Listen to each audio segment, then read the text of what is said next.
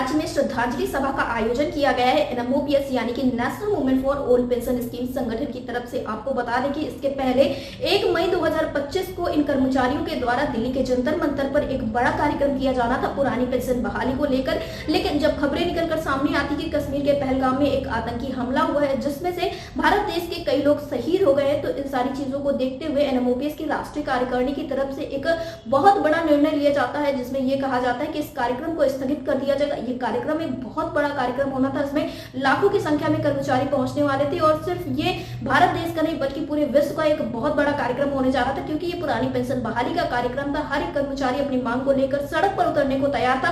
लेकिन यहाँ पर जब ऐसी खबरें निकलकर सामने आती है तो राष्ट्रीय कार्यकारिणी की तरफ से यह निर्णय लिया जाता है कि इस कार्यक्रम को स्थगित किया जाएगा और इसमें सभी कर्मचारियों की मंजूरी भी देखने को मिलती है। और आज इसी कड़ी में हर एक राज्य में श्रद्धांजलि सभा का आयोजन किया गया है 1 मई 2025 को, जिसमें सभी लोग इस हमले में शहीद हुए लोगों को श्रद्धांजलि दे रहे हैं। कैंडल मार्च निकाला गया और इसी के साथ कुछ सारी मांगे भी हैं जिसको लेकर ये सभी लोग कार्यक्रम कर रहे हैं। फिलहाल इस वक्त पर मध्य प्रदेश राज्य में क्या कुछ माहौल बना हुआ है, कैंडल मार्च के दौरान मांगे क्या कुछ होंगी, इस सारे विषय में बताते हुए एनएमओपीएस मध्य प्रदेश राज्य प्रदेश अध्यक्ष परमानंद डेहरिया ने क्या कुछ कहा है, आप भी सुनिए। परमानंद जी, आपका हमारे चैनल अटल टीवी पे बहुत बहुत स्वागत है।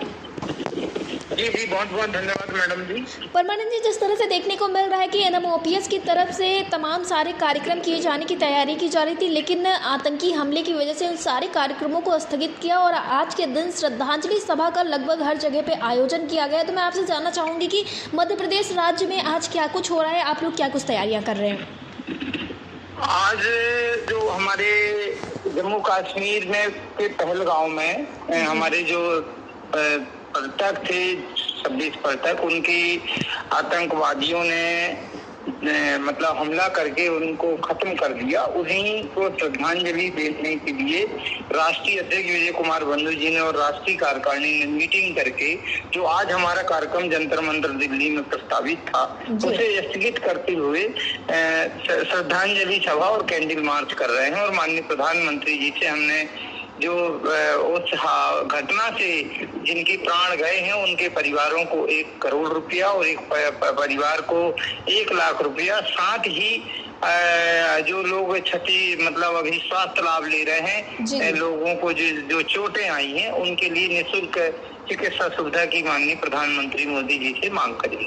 जी परमानंद जी, मैं आपसे जानना चाहूंगी जो आज का कार्यक्रम होगा क्या इस दौरान ओपीएस की कोई बात की जाएगी या फिर सिर्फ श्रद्धांजलि तक ही सीमित रह जाएंगी ये सारी चीजें? जी आवाज कर रही मैडम जी आपकी। परमानंद जी, मैं आपसे जानना चाहूंगी जो आज का आप लोग का कार्यक्रम होने वाला है ये सिर्फ और सिर्फ श्रद्धांजलि सभा तक ही सीमित रहेगा या फिर इसमें आप लोग ओपीएस के मुद्दे को जोड़ने वाले हैं? नहीं, इसमें एक ही बात है कि देश की सुरक्षा जिनके हाथों में है जी जी। वो है हमारे देश के अर्धसैनिक बल, पैरामिलिट्री फोर्स है और उन्हीं से हम पूरा देश सुरक्षित है, चाहे वो पहलगांव में या जम्मू कश्मीर में या देश की सुरक्षा में। तो सबसे पहले आज हमारी एक ही बात तो है कि माननीय प्रधानमंत्री जी देश की सुरक्षा के लिए जो आवश्यक है उनकी सुरक्षा व्यवस्था चाकचौबंद करें, देश की अधिकतम हमारे देश की सुरक्षा के जवानों की भर्ती करें और साथ ही भर्ती के साथ ही देश के जो सुरक्षा जवान हैं उनकी सबसे पहले पेंशन बहाल करें। ये बात तो हमारी जुड़ी है इसी में। जी परमानंद जी, मैं आपसे जानना चाहूँगी जो 1 मई को आप लोगों का कार्यक्रम होने वाला था, एक बड़ा कार्यक्रम दिल्ली के जंतर मंतर पर, लेकिन उसे अभी स्थगित कर दिया गया है, लेकिन आगे के लिए आप लोग क्या कुछ सोच के रखे, क्या आगे कोई बड़ा कार्यक्रम देखने को मिल सकता है राष्ट्रीय कार्यकारिणी की अगर बैठक होती है तो? राष्ट्रीय कार्यकारिणी ने निर्धारित किया है कि आगामी समय में हम एक राष्ट्रीय कार्यकारिणी की मीटिंग करके और एक बड़ा कार्यक्रम पुनः घोषित करेंगे जी। और जो ये कार्यक्रम जो है यूपीएस के खिलाफ में ये कार्यक्रम हमारे अभी सिर्फ देश की परिस्थितियों के कारण एनएमओपीएस देश के साथ है। हमने ट्विटर अभियान भी चलाया है जिसका हैशटैग ट्रेंडिंग कल बहुत अच्छा फर्स्ट 3 घंटे तक बना रहा।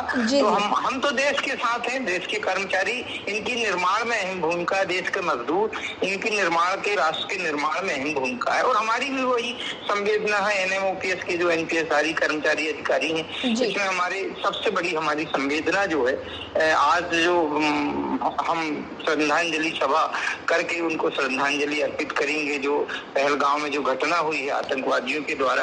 साथ ही हम माननीय प्रधानमंत्री जी से निवेदन करेंगे कि आने वाले समय में हम इतना बड़ा आंदोलन करने की आवश्यकता ही ना पड़े। देश के कर्मचारी अधिकारी को वो हमारी मांग को पहले से जानते हैं और उसको पूरा करें, बस यही है। और यदि इस पे नहीं मानी जाएगी बात, तो हमने एक संदेश देने का प्रयास किया है देश के साथ में।